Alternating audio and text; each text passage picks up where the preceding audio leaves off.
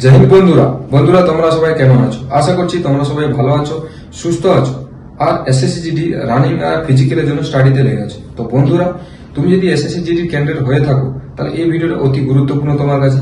কেন SSC GD যে running, তোমার টাইমিং কভার হচ্ছে না, আর তুমি পুরো উইকে যদি ঠিকঠাক ভাবে যদি তুমি রানিং করো তাহলে তোমার টাইমিংও কভার হবে আর তোমার স্টেমিনারও ধীরে ধীরে বাড়তে থাকবে। তো এই ভিডিওটা তোমার কাছে লাস্ট পর্যন্ত দেখো।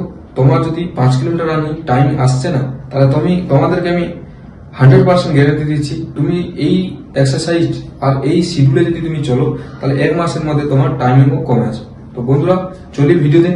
সোমবার থেকে রবিবার পর্যন্ত একটা শিডিউল বানানো হয়েছে, কোন বারে কিরকম তুমি রানিং করবে আর কি কি তোমাকে এক্সারসাইজ করতে হবে, কি কি ডায়েট ফলো করতে হবে।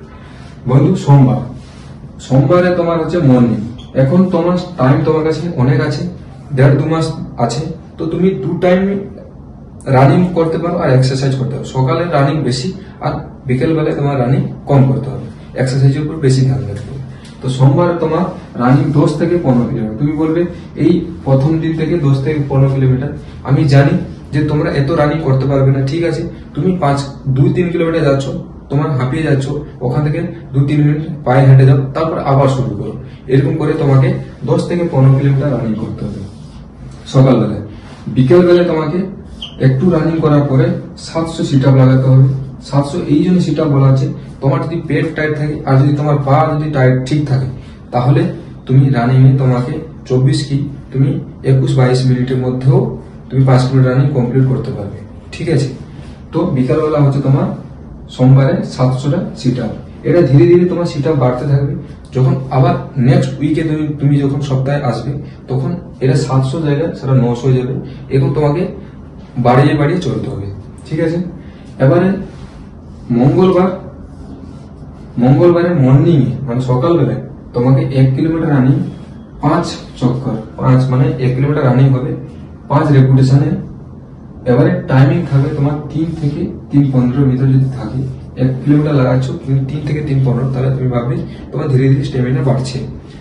এইটা লাগানোর পর 2-3 মিনিট রেস্ট করে তারপরে আবার তুমি নেক্সট চক্করে শুরু করে দেবে। এটা হচ্ছে সকালবেলা।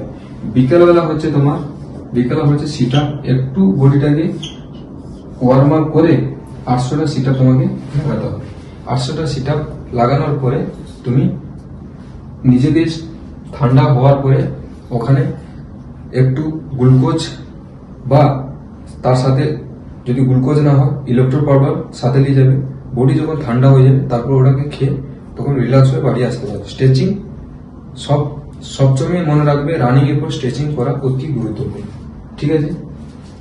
এবারে হচ্ছে বুধবারে মর্নিং হচ্ছে 1600 মিটার রানিং। টাইমিং কত? 5:45 ইয়া 6 মিনিট, ঠিক আছে, সকালবেলা। আর বিকেলবেলা হচ্ছে পায়ের এক্সারসাইজ মানে লেগ ওয়ার্কআউট তুমি উঠক বৈঠক করতে পারো।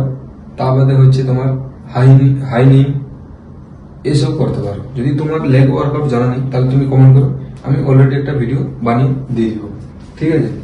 এবার হচ্ছে তোমার বৃহস্পতিবারে সকালবেলায় 400 মিটার রানিং 3 রেপ মানে 3 রাউন্ড লাগাতে হবে।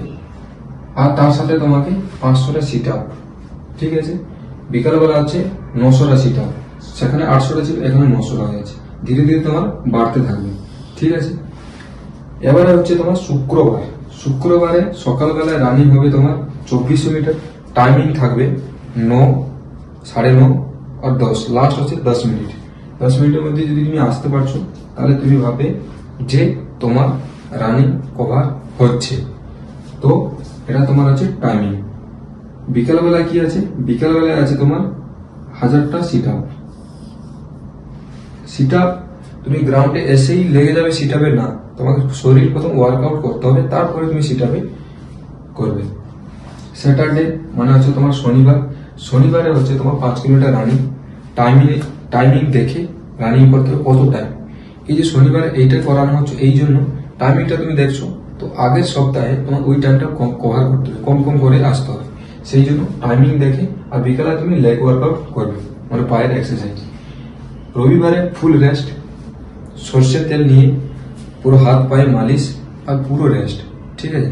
যদি হয় পারো যদি তাহলে একটু রোদেও ঘুরতে পারো। রোদে ঘোরার এই জন্য ওটাকে থাই যেখানে মাসেলগুলো যে রিকভারি দেওয়ার জন্য সর্ষের তেল লাগানো আর একটু রেস্ট করানো, ঠিক আছে। তো বন্ধুরা আশা করছি তোমরা ভিডিওটা সম্পূর্ণ বুঝে গেছো। যদি ভিডিও তোমাকে ভালো লেগে থাকে তাহলে ভিডিওটাকে লাইক করবে। যদি তুমি আমার চ্যানেল নতুন হয়ে থাকো তাহলে চ্যানেলটাকে সাবস্ক্রাইব করবে। এবারে বলছি ডায়েট। তুমি ডায়েট কি কি নেবে? ছোলা, বাদাম, কাজু, কিশমিশ, এবারে মুগ, সয়াবিন দানা পাওয়া যায়, সয়াবিন দানা নিতে পারো। তারপরে যখন তুমি রানিং এর করার পরে যখন তোমার বডি ঠান্ডা হয়ে যাবে ইলেকট্রো পাউডার মাস্ট নিতে হবে, কেননা হাইট ডিও একটু হয়ে যায়। তোমার যদি শরীরে জলের কমি হয়ে যায় তাহলে তুমি রানিং এর সময় তোমাকে মাথা ঘুরবে আর তোমাকে অন্ধকার অন্ধকার দেখা যাবে। সেই জন্য বারবার বলছি একটা ইলেকট্রো পাউডার পাওয়া যায়, ওটা রানিং এর পর নিতে পারো, সবচেয়ে বেস্ট।